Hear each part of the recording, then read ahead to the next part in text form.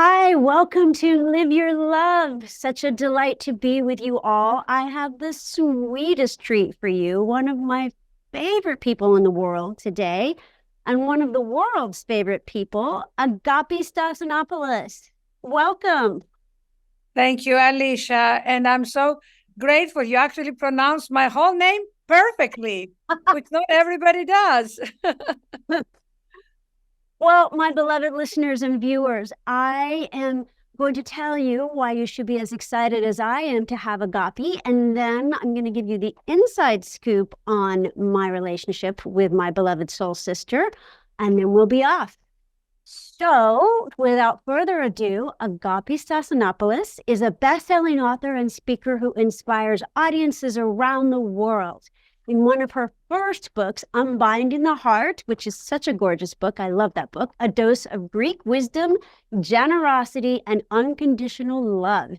She shares the wisdom from her life's adventures and experiences. In one of her latest books, Wake Up to the Joy of You, 52 Meditations and Practices for a Calmer, Happier Life, she takes readers on a journey and inspires them to let go of what doesn't work and instead create the lives they really want. Agapi was trained in London at the Royal Academy of Dramatic Art and then moved on to receive her master's degree in psychology from the University of Santa Monica. Her two books on the Greek archetypes, Gods and Goddesses in Love, and Conversations with the Goddesses were turned into PBS specials. In her newest book, Speaking with Spirit, 52 Prayers to Guide, Inspire, and Uplift You, Agapi presents a non-denominational guide to harnessing the power of prayer and using it to find connection, peace, and gratitude. In her most recent collaboration with Mindvalley, you can find her Speaking with Spirit 6-hour course. She's currently conducting workshops for Thrive Global, a company founded by her amazing sister, Ariana Huffington, also one of my favorite people in the world, to help rivaled possibly by their grandson, who I'm just completely in love with, to help change the way we work and live. Agapi has spoken and conducted meditations at many organizations and companies, including the Today Show, L'Oreal, LinkedIn, Google, Nike, Weight Watchers, PepsiCo, and Starbucks. She divides her time between New York and Los Angeles and was born and raised in Athens, Greece. Welcome again, my soul sister. Thank you, my darling. Thank you, thank you, thank you from the bottom of my heart. Oh, it's my pleasure. So obviously, as I'm sure you can guess, beloved listeners and viewers, Agapi is one of my dearest friends. She and I go back decades and decades. I'm going to go with 3.5 decades, clearly when we were both toddlers.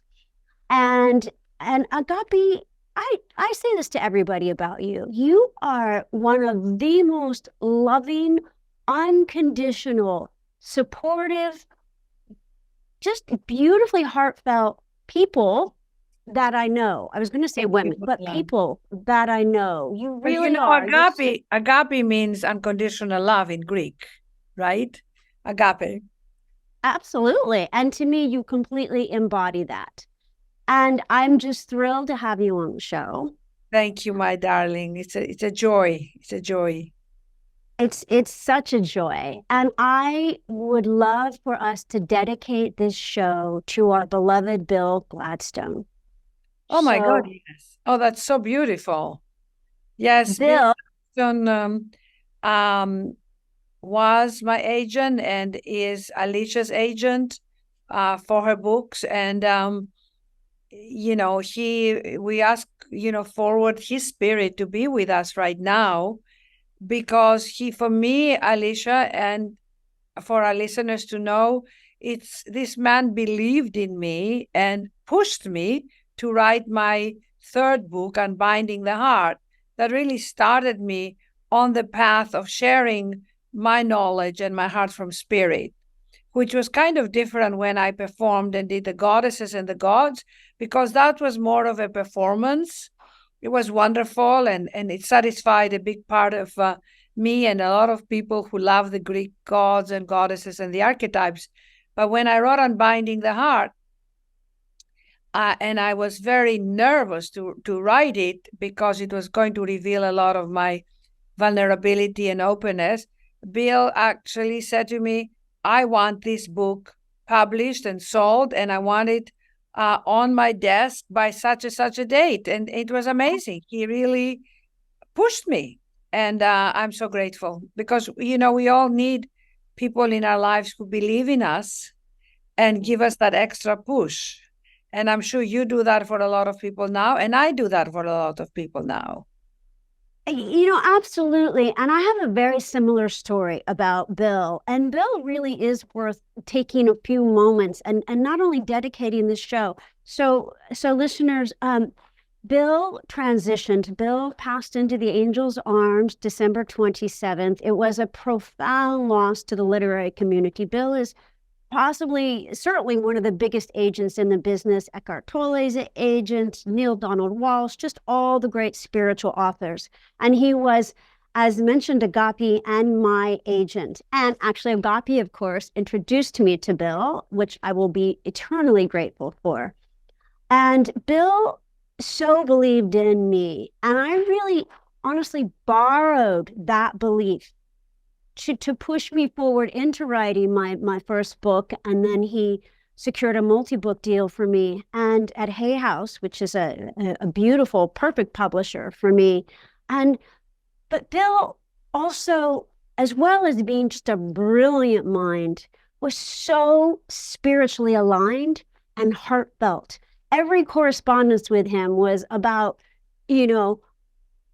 as aligned with spirit. May all go well. Trust in God. Everything was like that. And so, it is a profound loss. I feel it very deeply. I want to say really quickly, I was finishing the first draft of my book, which our spiritual teacher, John Roger, had encouraged me to write for decades, finally writing it. And I was literally writing the last passage of the book, which took me all of my 30 years of working with the angelic to write. And as I was doing it, this was a few days after I found out that Bill had passed from you. Mm-hmm. And I was still very raw with that loss. And as I was writing that passage, Bill's spirit came over me. And I just started weeping.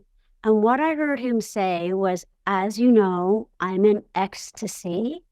And my belief in you was well-founded. You can still call that forward now from me and within yourself. And now I'm working with you from the spirit. So Laura, I feel what you're saying is such a profound segue to what I really want to communicate here with our listeners, that the beloved in us, in the spirit in us, loves us so much that once we open and we find the way to open that gate, then we can partner with that love, with that support, with that encouragement, which is, you can call it your high self or your soul. So the experience that you had when, as you were writing the preface or the epilogue to your book, and Bill said, that belief I have in you is still there, and I am transmuting it to you now. It's the same thing that our spirit can say. And Alicia, as I mentioned to you yesterday, there is one big passion for me and one big affirmation and just love in my heart to communicate to people that can we find the trust to open that gate so that tsunami of love, that Niagara Falls, that, the waterfall of that love that is inside can open and gush out so we are not feeling alone. Beautiful. That's so gorgeous. And so we're going to start or continue with calling in the light, though it's very much present. And then would love to absolutely hear more of that. And just as a tease to listeners, there's a phrase that if Agapi could tattoo it somewhere, and it is hard to imagine you having a tattoo, but if Agapi could tattoo that phrase, there's one phrase she would tattoo. So you're going to find out about that after we call in the light. Yes. So if you're not driving, if you are driving, stay present with us.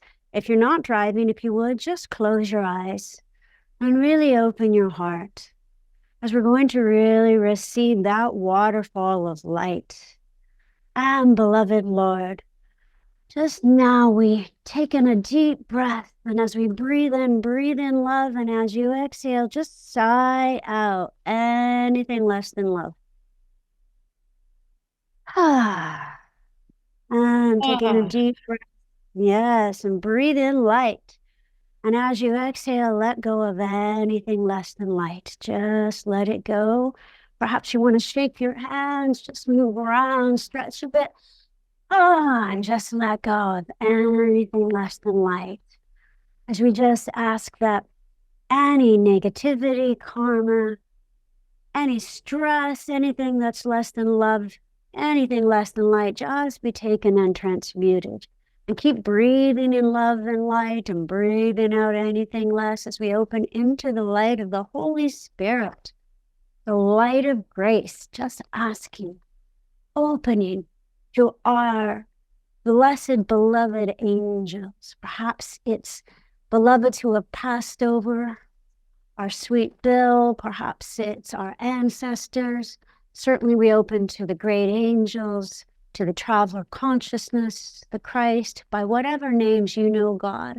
Call yourself forward into that openness, that spiritual alignment. As mentioned, we dedicate this time together to Bill and to the highest within each of us, that we might individually and globally manifest the better angels of our nature, that we would come together in love, healing our planet, healing our hearts, coming together in the name of love, that we might know ourselves as born the beloved. Placing, of course, this show, each one to listen, each of us present in the light, so that only the highest good would come forward. And so be it. Amen. So be it. So be it. And I would just ask in the silence if everyone would just be aware of a one-word intention or prayer that you would like to manifest through this show. Take a deep breath, breathe that in, that one word in, and as you exhale, that amplifies. Wonderful. Thank you, my love. So, what is that one phrase that if you could have that one phrase tattooed on your heart, what would that be? I would tattoo it right here on my forehead so other people can see it as well, right? Which I would never have a tattoo in my life. I don't know how people do it, Alicia. Do you? It's crazy. I mean, yep. God bless them because it's painful. It will be God is my partner. Love it. Love and it. Because of this new work, not new work, but this book that I wrote, The Speaking with Spirit, a lot of my message has been about what is God, what is spirit, and where can we find it. And I would like to start by saying that to me, God is not a being, it is a state of being available to us 24/7. So it's a consciousness, right? So we all, right now, as Alicia and I are speaking, and as you are listening to us, all of you, you can actually call on that consciousness that is our oneness. And in that oneness, we are separate and we are, Alicia is in California, I'm in New York, you are wherever you are, but there is an invisible heart, this invisible force that is uniting us. And that is, to me, the God consciousness. And in that consciousness, you're in it. It's not like you are ever out of it. So when you affirm God is my partner, it means that that consciousness is supporting you. And 100%. And God is like, please define God exactly how you would, whatever it means to you, whatever entryway, whatever word means. For some people, it's the universe. For some people, it's the source. For some people, it's the I am. You know, the Mark Nepo, the great mystic poet, he's an amazing poet. He always says, before he starts his talks, does anybody here believe in something larger than themselves? And everybody pretty much raises their hand. And then he says, then we're all mystics. So that's, we're dealing with this, you know, the humanness of us, the body, the emotions, the mind, and the human condition. And then we have the divine condition, which is always present. So to me, when I say God is my partner, immediately I go, I'm not alone. So in the midst of my day, when I'm being challenged by whatever, because we're all challenged, you know, our days are filled with things that pull us, that pressure us, deadlines, time, which we'll talk about later. Do I have enough time? Am I missing time? Am I too busy? Feelings surface, you know, while we are working, and we don't have time to process them.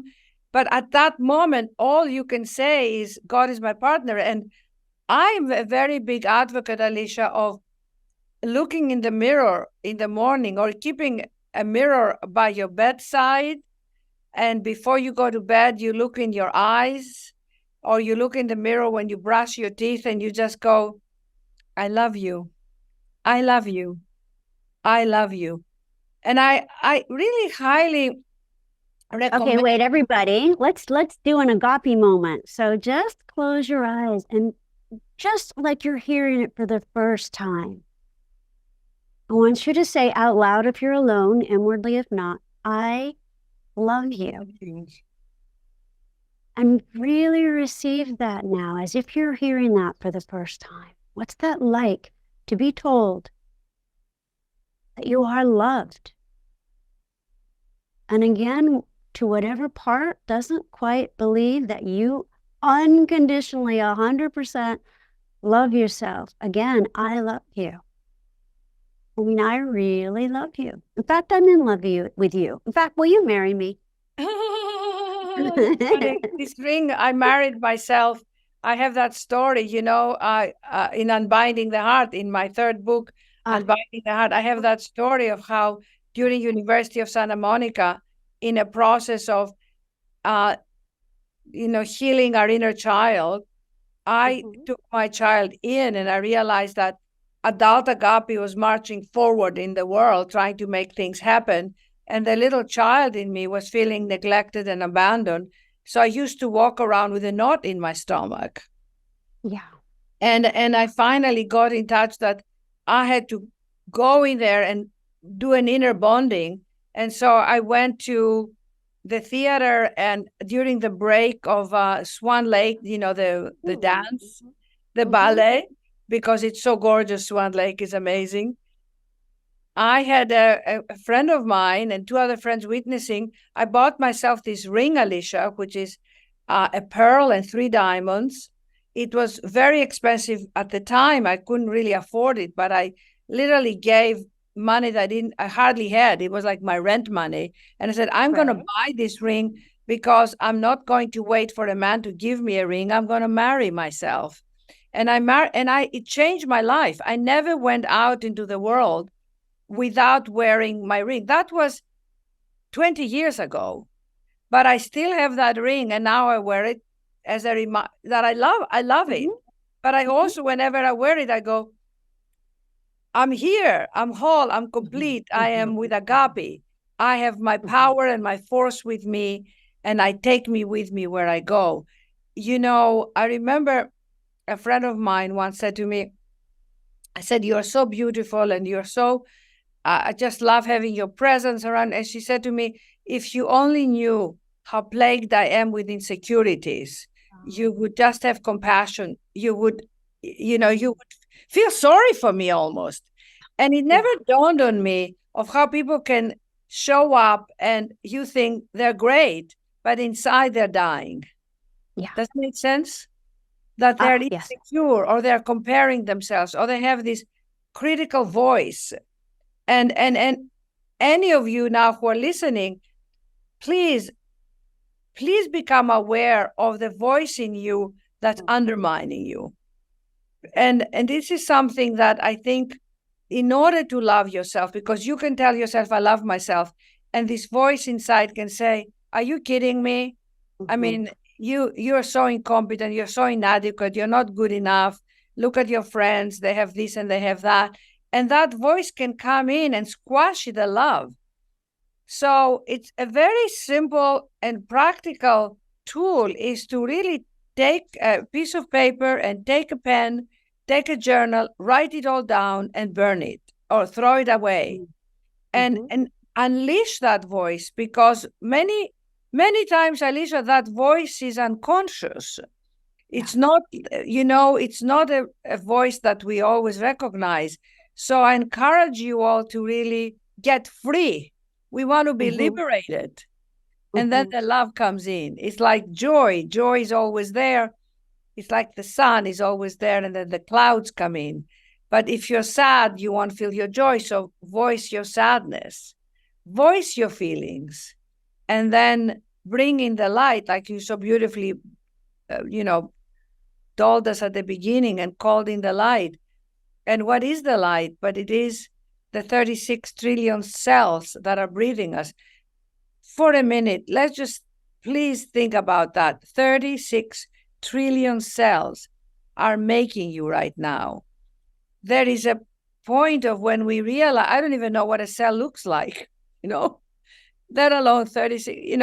Sometimes I go to sleep and I go, my God, who made these bones? Who made these eyes?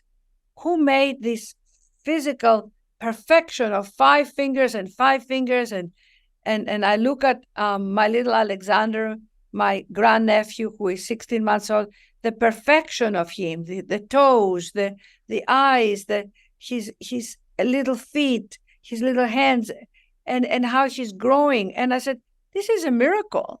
So each one of us is a miracle. But why do you think, Alicia, we have become so conditioned to think less of ourselves?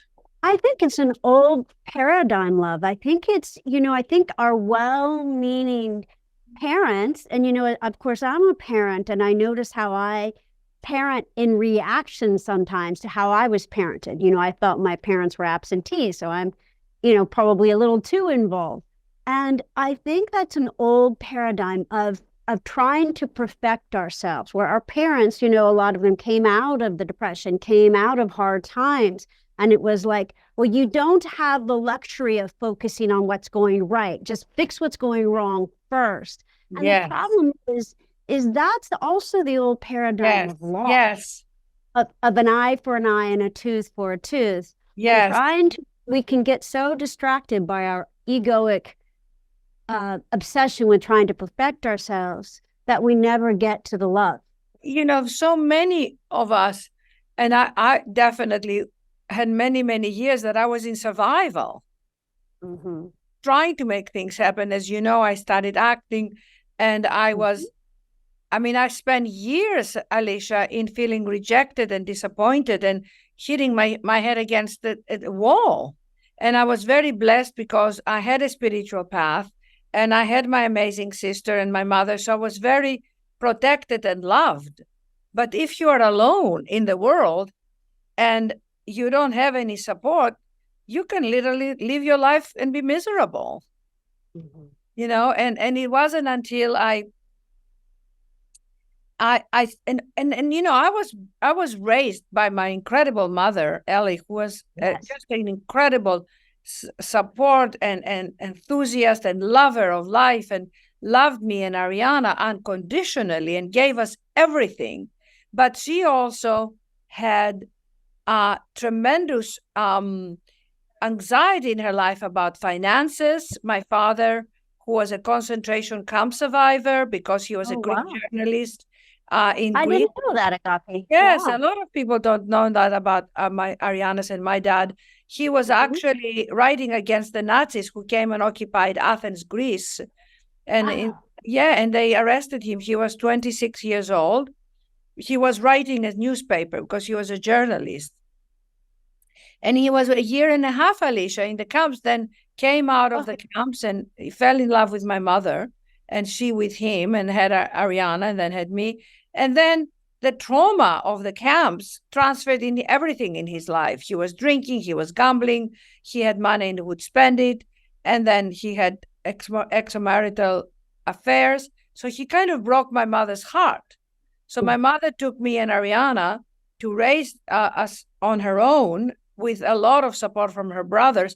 But she had, can you imagine, you're in Greece with no means of your own money and always relying on her brothers and the money my father gave her. But my father was very erratic.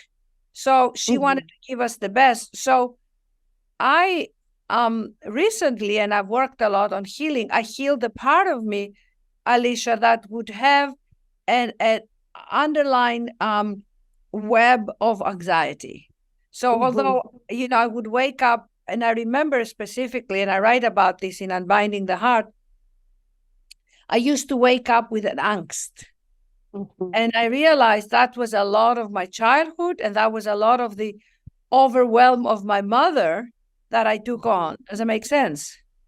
100%, 100%. And I think that unless we are very consciously healing those drives in us, they really can influence us much more than we know. And a really simple technique that I use for that is just to say, I release myself, and everybody, let's do it now. I release myself. For me, from my mother's pain, from my mother's anxiety, I release myself. Angst, from my mother's overwhelm, I release myself. And here's the great phrase: I release this into the light of the Holy Spirit, and I go free.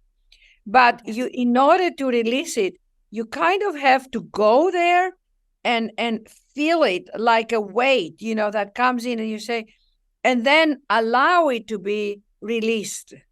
The letting go is there's an allowing, and I allow this to be taken from me, and then please sit quietly and peacefully and have a moment of the Spirit. The Spirit will come in. Once you ask it, the Spirit will come in.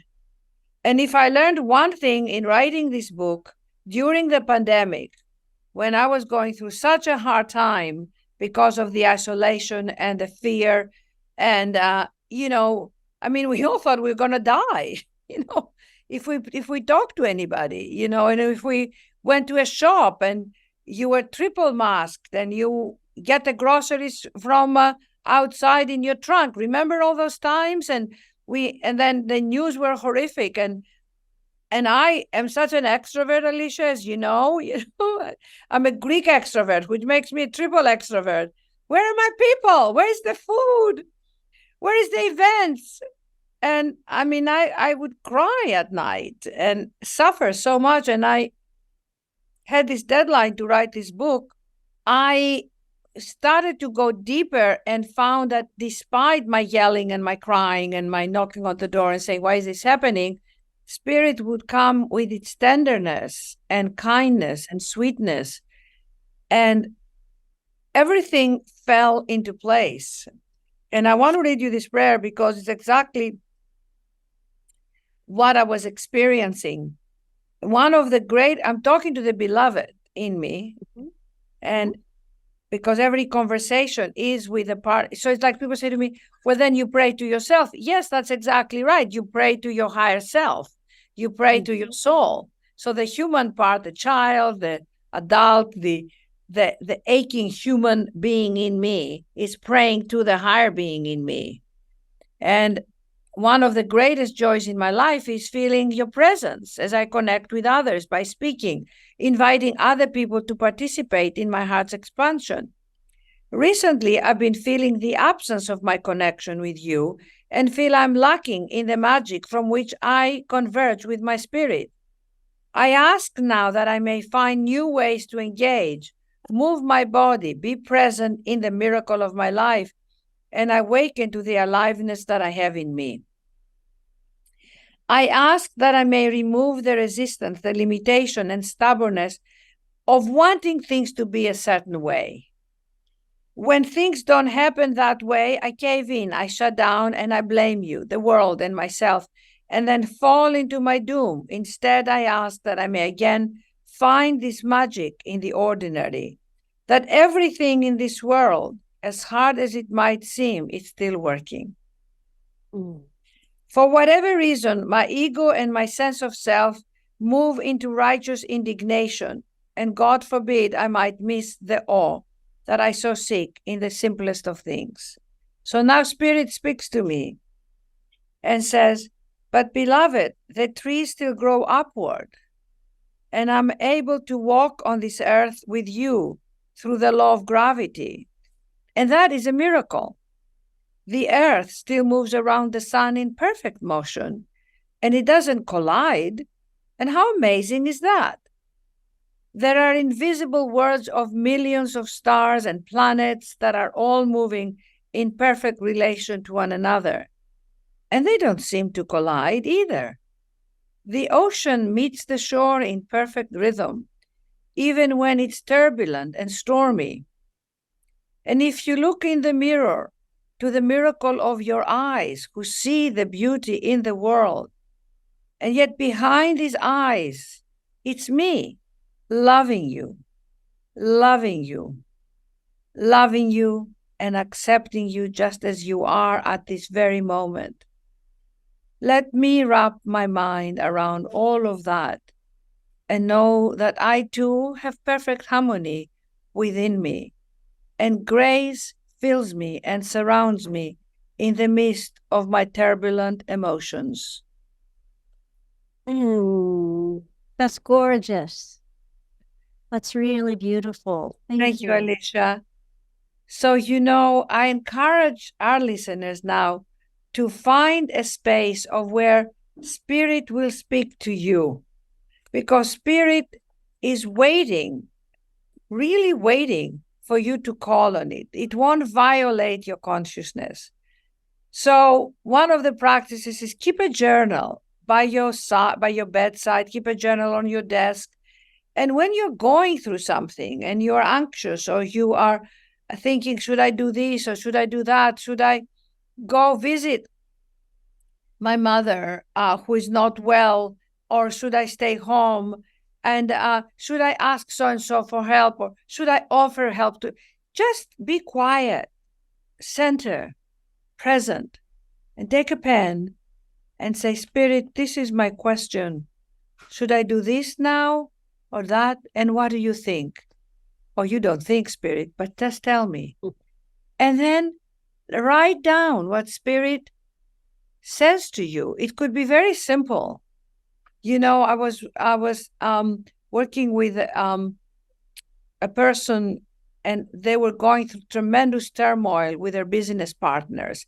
And that had been going on for a while. And suddenly I said to them, just call on your spirit and be quiet. What does the Spirit say to you? And this person said to me, I just hear this sweet voice that says, it's all right. It's all going to be all right. And he started to cry. And I feel sometimes all we need is this kind, caressful voice, because not everyone in our lives, and not people were not brought up with a kind, tender voice.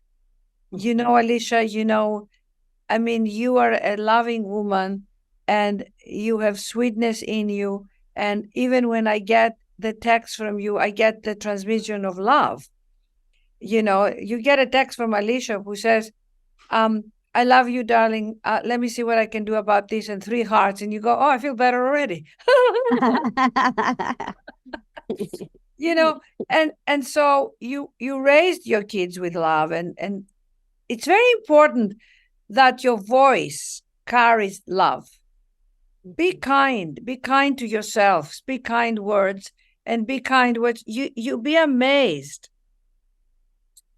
how impactful we can be. Our super from our building came today to change a valve or something in the kitchen, And he's an amazing man who works so hard. And I said, it was early in the morning. I was making my coffee, and I could have very easily said hi and nothing. And I said, John, how's your family? Is everybody well and healthy?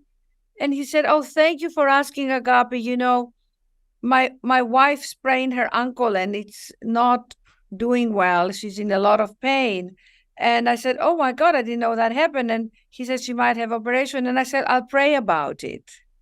The man left feeling more uplifted, because that caring at that moment, that's, I have to say, that's a very Greek way where you basically extend loving to as many people as you can in your day. That's about it, Alicia, then you achieve enlightenment. Yes. Exactly. If we just have that focus through the day.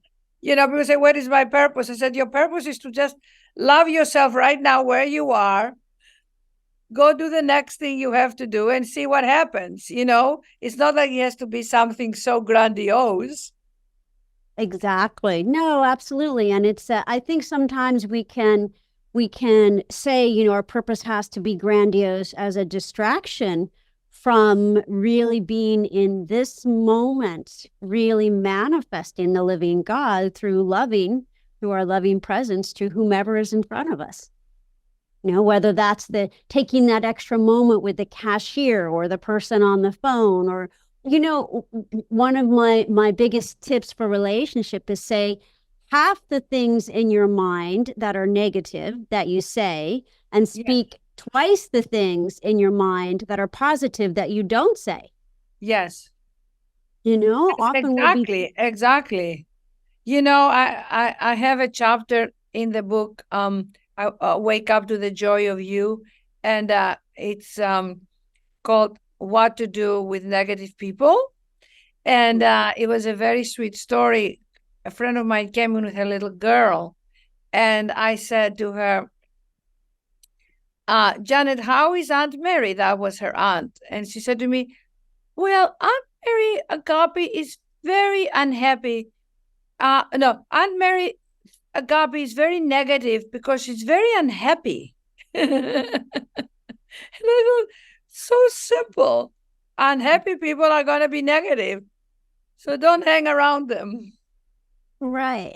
And don't judge them, but send them love, especially if they're inside of you. That's right. Because we all have those moments. Tell us a story, Agapi, from Ellie that really speaks to how extraordinary you and Ari are. Yes. Tell us an Ellie story. It's inspiring, illumine us all. Well, I remember when I was wanted to go to the Royal Academy of Dramatic Arts. I was in Athens, Greece. I was 17 years old, and a friend had told me about Rada, which is the most prestigious school in England, where Anthony Hopkins went, and Helen Mirren, and Alan Rickman, and on and on. These amazing actors. My mother said to me, okay, that's where you're gonna go. And she proceeded to find an actor in Greece who had gone there. I don't even know how she found him. And he was at the National Theater. So we went to the National Theater. She went backstage with me, and she had made a contact. And she said, Renos Fessas, that was his name. This is my younger daughter, Agapi, and she wants to go to Rada, like you did. Can you help us? So we had tea together, and he said he had a teacher in London called Ada Mather who tutored him. And he said, Agapi, when you go to London, you should meet with this teacher, and she will teach Agapi acting. And we went, cut like a year later. We are in London. I'm meeting the teacher. I'm going to her studio every day. And I am she's teaching me from the Seagull by Chekhov. The Seagull by Chekhov. Very well. Nina, to play Nina, and I'm acting out, this horrible, difficult line where she goes in And she says, why did you say you want to kill yourself? And then she turns and says, I'm a seagull. She thinks she's kind of going through a very hard time. She said, why did you say you're going to kill yourself? I'm a seagull. But this is like a very difficult transition for a young girl who is, and I did this over and over again. And then she tried to teach me more stuff. And it was a long process and I wasn't getting anywhere. And she sat me down one morning and she said, my dear girl, you're such a wonderful girl. You're so sweet. Remember? But you're not an actress and you're never going to be an actress. She said, no, she said, I don't see the talent in you and I don't want you to waste your time. So I went home crying my eyes out and I want you all to hear this loud and clear. What do you think my mother said? My mother said, oh, that's not your teacher. She didn't get you. We have to find who your teacher is. Beautiful. So I'm saying this because if you go for a job and you say, and you don't get it and you're crying, you say, that's not my job. There's something else for me. So then she said to this woman, she had the audacity to say, Ada, thank you so much for helping Agapi. Is there someone else who you think could really assist her? And she said, well, there is a South African director at Rada called Eve Shapiro, whom I love, and let me tell her about Agapi.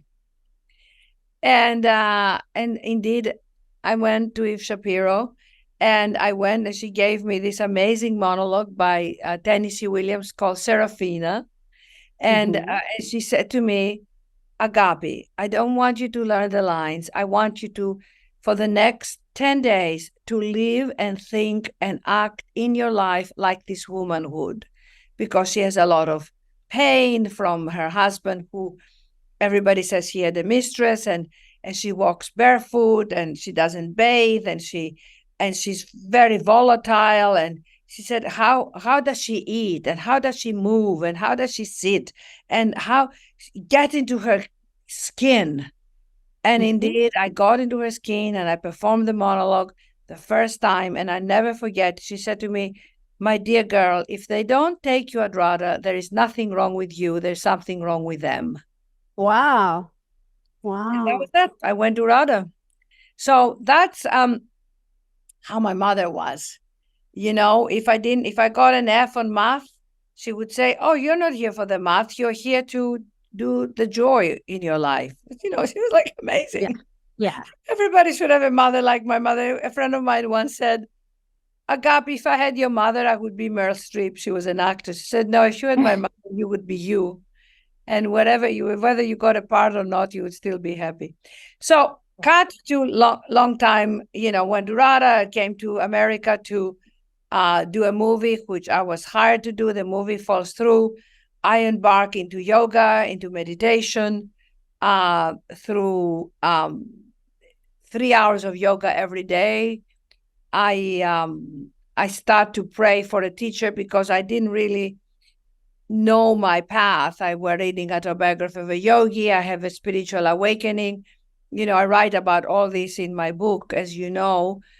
And I have this experience, awakened in the morning with an inner light and outer light. I fall on my feet and I say, oh my God, I know I am a child of God. How did that happen? I call grace. How did that happen? I was 23 at the time, very lost in Los Angeles, not knowing where to look. And that's when I prayed for a teacher. And through a friend of mine, I meet John Roger. And John Roger became my teacher, my guide, as you know, and my path started to embark. But although I had the spiritual awakening and the spiritual direction, I didn't have a direction on this world. So I didn't know what to do in the world with all my talent and my energy. And that's in a God-given moment after I'd auditioned in New York for a 6-hour adaptation of a Greek plays, and I didn't get the part again. I remember the director saying to me, I cannot cast you because you have too much of a big personality, so you won't fit with the chorus. And I can't give you the big parts like, Electra and Clytemnestra and Jocasta and Andromache, because I need big names for those parts, we need the stars. And I said, I have a big name. My name is Stassinopoulos. That's fair. He said, I need Susan Sarandon and Sigourney Weaver. And so I went to my singing lesson, and I was in a New York City bus, where everybody in the bus, is depressed, as you know. Right, right too. I lived in New York, yes. And I'm sitting next to a woman, and I start to talk because I'm Greek and I talk to people all the time. And she says, I said to her, how are you? She says, I'm good. How are you? And I said, I'm depressed. I didn't get the part. And she said, oh, you're an actress? She said, I used to be an actress, but now I'm a nurse. I am a single mother, and I had to get a job. And she said, what did you audition with? And I said, I auditioned with Joan of Arc. And she says, oh, I love that role. Is that the Bernard Shaw? And I said, yes. She said, which monologue did you do? And I said, I did the monologue that she's in front of the accusers, and they're about to burn her on the stake or send her to life imprisonment. And she says, she emotes to them, and she really is furious. And I start to do my monologue for her, Alicia, just like that. And I say, she says, you promised me my life, but you lied. You think that life is nothing but being stone dead. Life imprisonment. She said, you might as well burn me at the stake, because God is with me, and God will always be with me. And the people out there will love me, and they will love me forever and ever, because God will never leave me. And so she goes on and she talks. And it's such a dynamic monologue. And the whole bus applauded me. I mean, they just loved it. And the woman cried. And she said, my dear girl, you're so talented. I said, I know, but I don't get the parts. And she says, don't wait for anyone to hire you. Go, you do your own thing. Go do your own thing. Oh, my God. That was like a moment where everything unleashed, because I had to go inside and find me and find my spark. And then I was sitting in my kitchen with my family, I remember, and something out of the blue said, I'm going to do a one-woman show. I'm going to call with all the Greek goddesses, 7 goddesses. And I'm going to play all the goddesses, and I'm going to do all those monologues I love and fit them in with the goddesses. And it was a moment of complete inspiration. I wrote it. I told the stories of the goddesses. I acted the goddesses. I had a Greek a gallery friend of mine in Santa Barbara, I was at the time, Alicia, that said to me, you can do it in my gallery. I got a beautiful gown, a Greek gown looking like a goddess. My mother made Greek food. We had the gallery looked like a temple.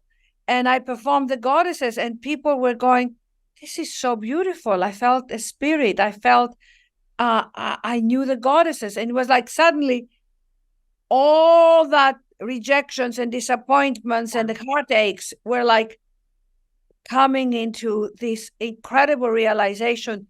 As my mother always said, find what you have and offer it to the world.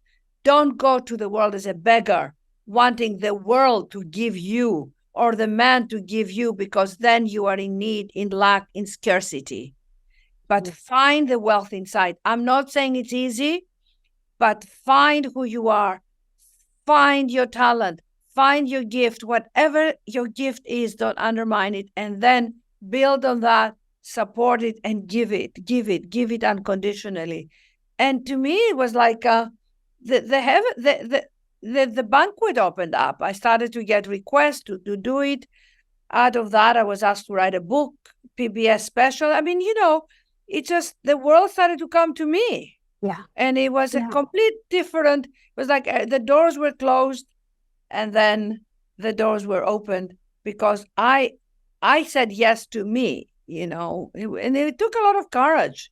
Trust me. I mean, every time I take a step to do something, part shakes, it says, oh, you don't know how to do that, but who does, Absolutely. And I have a similar story. And as you know, I was an actor as well, and very, very similar story. And then when I really Yes, started to embrace, really when I got on my spiritual path and my work started coming through me, and I really embraced that, then it's like the acting just fell away and doors exactly. started opening. Yeah. Exactly. So, what would your advice? You've written 5 books. You wrote a one-woman show. You're wildly creative. What would your counsel be for people who want to write books, who want to create, who want to bring the spirit through, in books, plays, movies, etc.? What would your counsel be? Yeah, I think let's take it one at a time. To write a book, I always say to people, never write a book. Never think of a book. It's daunting, it's overwhelming. Think of imparting knowledge and think of who are you imparting knowledge to. And that's how you write. You don't think about it with book and chapters. And then you have someone who helps you structure all that, maybe. But if you're going to write about, you're writing an incredible book about the angels, the archangels, the angelic kingdom, and you go, okay, I'm going to impart all this knowledge I have and pour it out there. And who are you doing it with? You're doing it for your children. You're doing it for your friends. You're doing it for the community. You're doing it for so many people who are looking for the knowledge. So you have them in mind, and in your heart, you start to feel, I want to give this to them. And that motivates you and keeps you going. And never judge your writing, because, it's going to be, I call it, you spit, and then suddenly the pearl comes out. So you don't know when the pearls are going to come out. And in terms of anything else, if you want to dance in your living room every day. Dance in your room.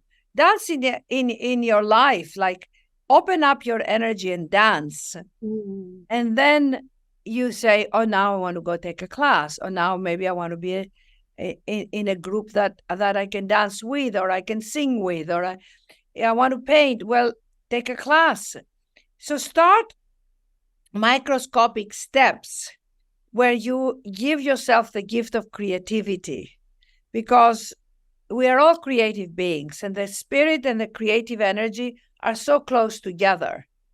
So, organizing your closets can be creative. Organizing your books can be creative. The way you dress can be creative. The way you cook can be creative. Learning how to make bread and cookies, So don't make creativity, oh, Mozart, I have to be a Mozart, the next Taylor Swift and the Beethoven at the same time. Give yourself a break and sing in the shower if you want to sing. So open up your creativity. And I have a beautiful, chapter. Hold on, I just wanted to, I just found it so funny. I was looking at it and it came out. She says, what is it that I wanted to create?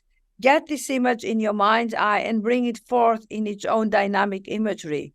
What would it look like? What would it feel like? What would it make you feel when you put it together? What would it feel like to birth that idea? Make your vision as specific and as alive as possible and bring it into the present moment. And then, little by little, keep taking the next steps to manifest your creative expression, and ask with all your heart for support from the spirit that knows you and loves you and wants you to create. Have fun with it. Make it a happy experience. Whatever project you are starting, be careful not to fall into the trap of discouragement. You run into stumbling blocks, or you may have a dry spell and won't know what to do next. That's okay. That's all part of the process. Beautiful. So I leave you with these 4 magic words. Can you help me? Ask people for help. You're not weak. Ask with a smile in your face. Can you help me? Everybody will come to your aid. And 6 magic words. what can I do for you? So on your right hand, ask. On your left hand, receive and give. So my mother made it happen because she asked, but she gave. She asked, she was ruthless and unabashed about asking, but she was also always giving, always giving. There's nothing more wonderful to look at people and they come to you and you say, what can I do for you? With your love and your heart. Keep your heart open. Every morning could be your last day. Open your heart. Let the love in and then let the love out. Gorgeous, beautiful. So we're going to move into a quick meditation so that it's what my show is known for. So where I'm going to endeavor to bring to our beloved listeners and viewers an experience of what you so generously shared. And then I will tell them all about your quest. Thank you. Of course, sweetie. So everyone, if you would just, again, if you're not driving, just close your eyelids and open your heart and really open to receive from the Spirit as we again call ourselves forward into the light of the Holy Spirit, the light of grace, opening in every way to eminent, generous, gracious, spiritual assistance, light and love. And just be aware, perhaps you place a hand on your belly around your second and third chakra where your inner child resides. And as we talked about that beautiful being that can feel wounded from things that happened in the past, just be aware of where in your body that one is now, that needs your love, your re-parenting.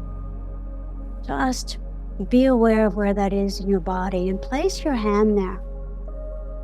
And as you place your hand there, place so much love as if you were petting a beautiful puppy or putting your hands on the belly of a baby where so much love and tenderness comes from your hand.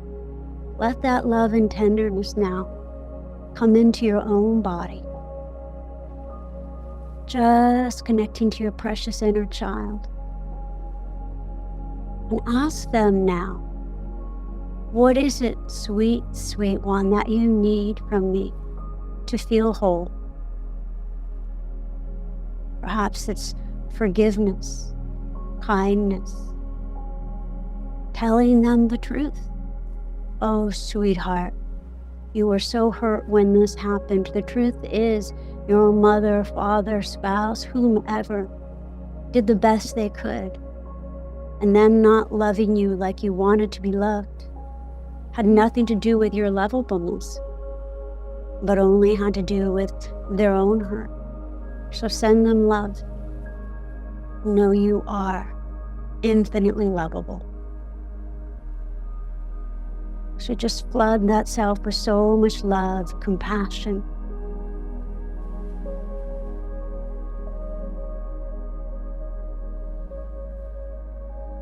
And hold them in your arms. Take a deep breath in now and breathe them into you, allowing them to mature up into your present self. And now be aware we're going to have a very quick marriage ceremony, kind of like a Vegas ceremony, but much more profound, where, as we discussed, you're going to marry yourself. So looking in your mind's eye into the mirror of your heart, look into your own eyes. And if you're alone, say it out loud. If you're not, say it inwardly. I love you. I love you to the moon and back. I love you unconditionally. Thank you. Will you marry me? And of course, with a heart full of joy, you say yes. So again, ask and hear that affirmation. And now, again, take a deep breath in Breathe in all the love of the universe, the angels, and light. Breathe in that love and breathe out anything less than love. As you truly open now, newlywed and beloved, to God as your partner, to God as your bridegroom, as your bride, knowing you are one with God. Opening now, being aware that God is your partner, is tattooed across your forehead, over your heart, through your beingness. Truly, you are the beloved of God. And so you say those 4 magic words to the Spirit. Can you help me? I love that. And you receive God's resounding yes, my Yes, beloved. yes. Yes. I've been wanting to ask for so long. Thank you for asking. Exactly. Oh my God, I love that. Exactly.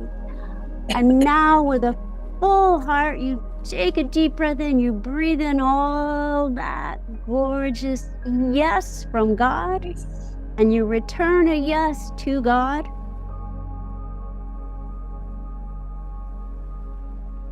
And a gentle amen and alleluia resounds from you into the universe, finding just that person who is so in need of it at this moment, connecting to all the perfect places in the world, bringing love, bringing service, bringing joy.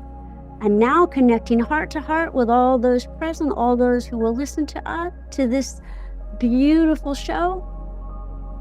Open your heart, connecting, realizing we are all one in love. And so be it. Amen. That's so beautiful, honey. Thank you. That was so beautiful. I love. Can you help me? Yes. I also wanted, while I'm thinking about it, to give everybody my email. So if you would like to send me an email after you listen to this beautiful show, I will send you some of my guided meditations as my gift to you, which I give out because the publishers have given me 8 meditations that are really sweet and beautiful and help you shift. There's one I love especially. It's called Waking Up to the Joy in You, and it has so much colors and joy. So my email is Agapi, Agapi, at unbindingtheheart.com. Unbindingtheheart, THHEART.com. And Beautiful. please send me an email, and my team and I will respond to you. Wonderful. And then I want to tell you about another opportunity Agapi has that invites you to rekindle the sacred bond with your source. So this is a 17-day awakening where Agapi will guide you on a journey to connect with your highest self, where you really can experience God as your partner, as we were talking about. So the program is not just a quest. It's a transformational experience where Agapi will show you how to speak from your higher self, as she was demonstrating, and really follow that divine guidance in your everyday life. So you'll simply visit mindvalley.com, mindvalley.com, and search for Speaking with Spirit, Agapi Stassinopoulos. You don't have to spell Stassinopoulos. It only took me about 20 years. I can now spell your name correctly, Agapi. Not even just pronounce it. And what's your website? wakeuptothejoyofyou.com, and the trailer is there, so you can get a teaser of what the quest is like, because it takes the patterns of our human nature and helps you unravel it and kind of come into presence and shift, through prayer, through contemplation, through writing in your journal, through meditation. It walks you through, I have this pattern of abandonment or disappointment, or I want to find my people. Where are my people? Or I'm lonely. Okay, how can I start dissolving that to get back to know that I can have that? I can have the community and I can have the inner connection. Beautiful. I love that. And all of these links will be on all my pages, so it'll be easy to find. And then I wanted to tell you quickly, if you go to my website, I have a free toolkit with several videos, manuals, all on connecting you to your guardian angel, to the great archangels, to clearing your consciousness as a light worker. So lots of goodies. Just go to aliciadoss.com, just my name, aliciadoss.com, and you'll see free toolkit. So I hope you'll take advantage of that. You can also sign up for my newsletter. I send you lots of inspiration each week. I am delighted to tell you that next month I have Marie Diamond, another one of Bill Gladstone's clients. So this is a kind of a beautiful confluence here. Oh, she beautiful. is a multi-best-selling author, one of the world's top transformational leaders, star of the major network TV show Feng Shui Your Life, and expert teacher on the law of attraction and feng shui. She's featured in The Secret, in the worldwide phenomenon, The Secret. So that will be my guest, and she'll be here in studio with me, as she apparently has moved to LA. So she'll be here in person with me. So do join. And again, look, Agapi is easy to find on social media. Agapi Sees, S-E-E-S, Agapi Sees, eyes. Easy to find her. Check out Mindvalley. Agapi, my love, I love you so much. Thank you. Thank you. I love you, Alicia. And your smile lights up the world. Thank you for your light and your generosity and for sharing so beautifully. I can't wait for your book, really, to share it and to just help so many people reconnect with their higher angelic essence of who we really all are, actually. So thank you, my darling. God bless you all. God bless you. May a light beam reach out to you right now and touch your heart and your spirit. And as you turn off this radio show, you can feel uplifted and grace and peace and smile inside out. When we smile, we give the nervous system and the brain a command that and a message that says, all is well, all is well. I'm good, I'm happy, I'm taken care of, I'm embraced, I am protected, I trust that all is well. Please support yourself and call on me, on Alicia, as you need support, and call on your divine spirit 24/7. It's there for you, for your upliftment. Take advantage. Yes. Beautiful. Thank you, my dear. Thank you, beloved listeners, for joining us on Live Your Love. We'll see you next month. Thank you to my precious Agapi. Take care of yourselves. Goodbye for now.